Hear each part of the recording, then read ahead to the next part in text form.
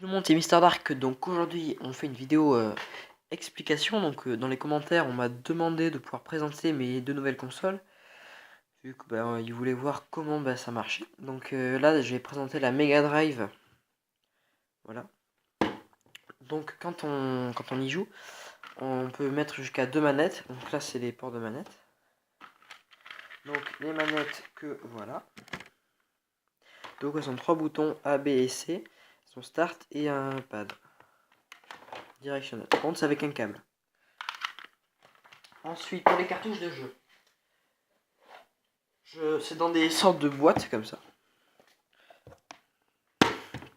qu'on ouvre. On a une cartouche.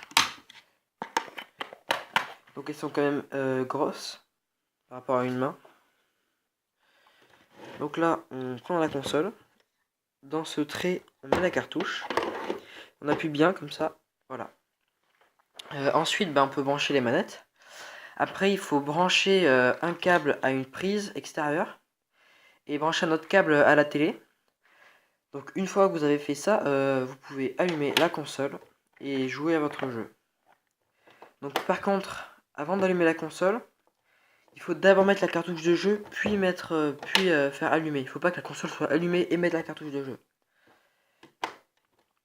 Donc voilà. Ensuite, on n'a juste à retirer comme ça. Il faut juste forcer.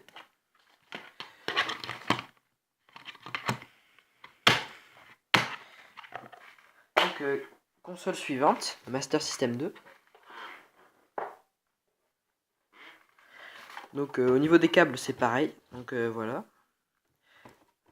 Donc là, on peut ouvrir pour mettre la cartouche de jeu. Donc ce qui est bien avec cette console, c'est que quand on joue à une partie, on appuie sur ce gros bouton et ça met sur pause. Donc l'écran se stoppe. Vous allez dans un menu et vraiment tout se stoppe. Dès que vous rappuyez, ça repart. Donc c'est pareil, c'est les deux manettes, les mêmes manettes. Vu que moi, j'ai pas eu les manettes spécialement pour cette console, mais les manettes de la Mega Drive sont exactement pareilles, donc on peut toujours les connecter. Donc c'est toujours avec un câble. Donc pareil, on met d'abord la cartouche de jeu et après on allume. Donc pour les cartouches de jeu, elles sont un petit peu différentes. Donc c'est toujours dans des grosses boîtes. Donc là, elles sont comme ça, elles sont déjà plus petites. Donc pareil, on appuie bien. Et comme ça, après on peut jouer. Et pour la retirer, c'est pareil.